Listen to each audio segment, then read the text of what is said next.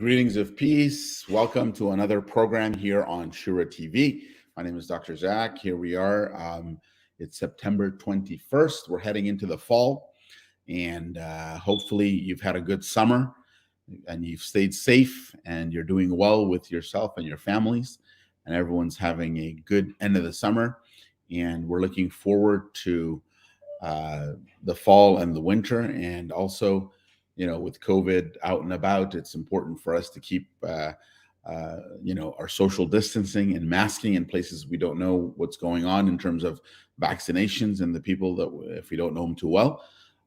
Again, it's important to keep that in mind. We don't want you to get in trouble in terms of COVID. We want you to be safe and sound. Kids are all back at school. Hopefully the Pfizer vaccine is going to be approved for the 5 to 11-year-olds. The trials look good. They don't have any crazy adverse side effects. So that might be rolled out in October. And October is coming up in another 10 days. So hopefully we can have that. And that's good news as well. And the numbers here in California have dropped in terms of the total number of COVID cases. So that's good. But nationwide still, we have a lot of the states that are high with unvaccinations. They're getting a lot of COVID cases. Their ICUs are still filled, and we're still getting around 1,300 to 1,500 deaths per day in the U.S. So it's really, really bad in some areas like Florida, Texas, Louisiana, Tennessee. These states are really getting hit. And I encourage you, if you have friends and family, please get the vaccination. Talk to your personal doctor. Make sure that you're well informed. And we don't want you to, for lack of information or to believe in these conspiracy theories. By now, billions of people have gotten the vaccine, and for the most part, everyone is safe and sound, and there are no major side effects. So that's just my public service announcement to you guys. Please get the vaccine if you haven't, and take care of yourselves. If you got COVID more than 3 months ago, you can still get one jab of the vaccine, and that'll give you enough immunity and enough to deal with all the new strains that have been coming out. So please keep that in mind, and let's get on to today's topic. Today we wanted to discuss a little bit about vision and healthcare in terms of vision care, eye care, which is very, very important, and it's something which a lot of people don't discuss. But we see that it's very important in day-to-day living, and it's important to know what's going on, what the statistics are, and what types of conditions cause vision loss.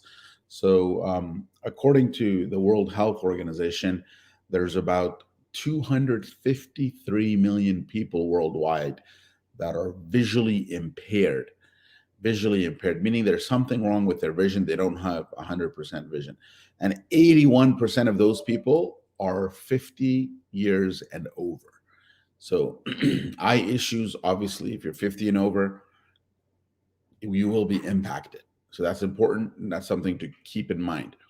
And 84% of this visual impairment, 84% is a result of chronic eye disease. Very important to keep in mind. Chronic eye disease is something which, if taken care of early on,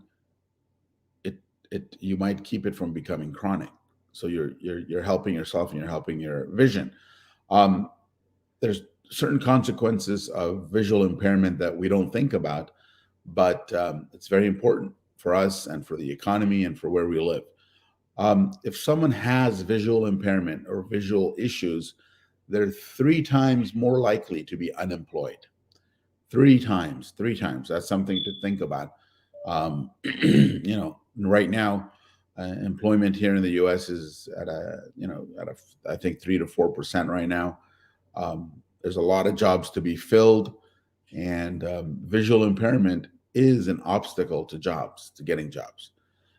Also, if someone is visually impaired, they're 3 times more likely to get into a car accident, which is detrimental to your life or somebody else's life. That's a staggering statistic. You're 3 times more likely to get into a car accident if you have a visual impairment that you're not taking care of. So it's very important to do that. These things affect your daily life and put you at a risk which is not necessary. Also, if you have visual impairments, you're 3 times more likely to suffer from depression and anxiety disorders. And we've discussed on this program anxiety disorders and what they do and how you can cope with them.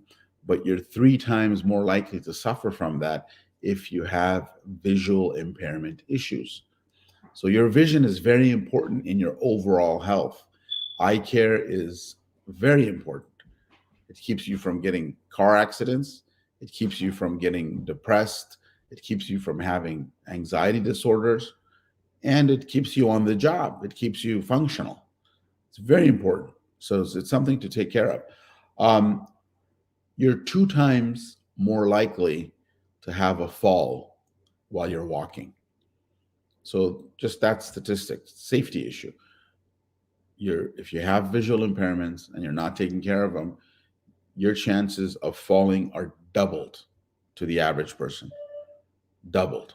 So that's very dangerous, especially if you're 50 or over or 65 and over and you're a senior and you're not taking care of your eyes. It's very important, especially for those who have elderly parents, aunts, uncles, friends, acquaintances. Please encourage them to take care of their eye care. It's very important. It has a great total effect on your overall health and wellness. It's very important. Okay? So 81% of visual impairment can be avoided if diagnosed and treated early.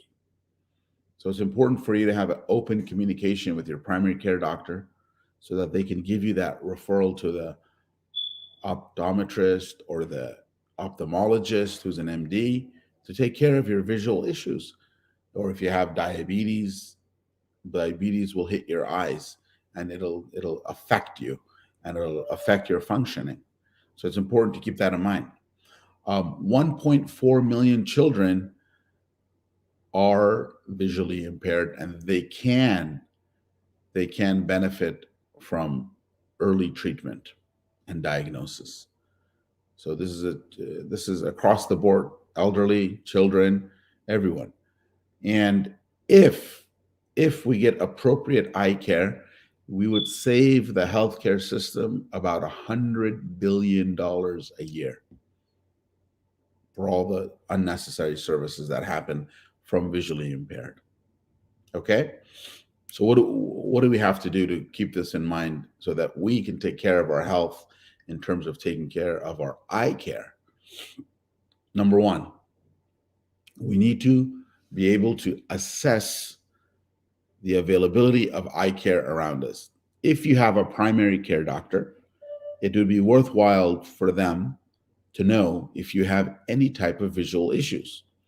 If you have weak vision, if you have eye pain, if you have diabetes, if you have any type of floaters in your eyes, if you have any type of stress, if you have any type of double vision, you need to let them know. The primary care is where it starts, right? Or if you directly go to an optometrist, like at your local Walmart or Costco or Target, they have opticians and optometrists working, and they can do a basic eye check. A basic eye check to make sure that you're at least your vision is okay and you're seeing normal. That's important. So assess the availability of services available to you, number one. Number two, identify the need and the gap, right? It's very important to identify that need. The need is obvious. You have to go to the provider. If you don't go to the provider and you don't communicate to your primary care doctor that you have a vision issue, nobody will know and you will suffer. And you saw that visual impairment, what it causes and what it's associated with: motor vehicle accidents, depression, anxiety disorders, falls, unnecessary falls, and unemployment, right? So it's sort of like a pyramid. You got to follow it, and you have to make sure assess what the need is. And then, of course, if you do that and you get to your provider, they will provide you with affordable eye care and services. Very simple. If you have Medicare, if you're a senior, your eye care is covered under your ophthalmologist. If you have a private PPO, they have a allotment for eye care and optometry. So you need to figure out what that is, and you need to utilize it. At least once a year, you should get your eyes checked out to make sure that you're okay. Okay. And then the other thing is to inform people, right? Of course, once you know what you have and you inform people, that'll help with prevention and care as well. Your own family, let your kids know, people around you, that this is important to do. Take care of your eyes, right? And that leads to educating them about the importance of regular eye examinations, etc. It's very important to keep these things in mind. And again, if we think about what visual impairment can lead to, which are motor vehicle accidents, unemployment, depression, anxiety, and just falling down. Nobody wants to fall down, correct? So that's something to keep in mind, And I think what's important is that with any type of healthcare, it's important to keep in mind that the onus is on the person themselves, right? We can't blame other people for us suffering in health or in our vision or things like that, because people don't know unless we communicate. We have to communicate it. It's very, very important to do that. And for us to do that, you have to advocate for your health, whether it's your eye health, your hearing, your vision, anything else, any kind of pain you have, anything that you would have. That's very important to keep in mind. Okay? So if we have that in mind, then we can keep our attention on the types of things that affect our eye, right? So some people have inflammation of the eye, right? Eyelid, a lot of people get the a little cyst around the eye, or they get a little red spot on the eye, right? A cyst or a sty, they call it. It's a very common thing. Some people have conjunctivitis, which is, just the inflammation of the conjunctiva. Others have dry eye, right? Put some drops in, Visine, take care of it. Some people get red eye in the back because they get a little bit of hemorrhage. They call it subconjunctival hemorrhage, which is right below the conjunctiva, okay? And then sometimes some people might have a little growth in the eye. But these things don't affect the vision. These are things that happen to the eye that you can take care of, but they don't impair the vision. Okay? So that's important. Obviously, the things that impair the vision, things like commonly we hear people have cataract surgery. Cataract, you get that little cloud in front of the eye, right? Others get a little bit of in the middle of the eye, they get that opacity. They call it corneal opacity. Others have what's known as glaucoma. Glaucoma, you get high pressure, and you get and there's a specific sign that your doctor will see, and they'll tell you, oh, you have glaucoma. They'll give you medication for it, and hopefully that'll be sufficient for it.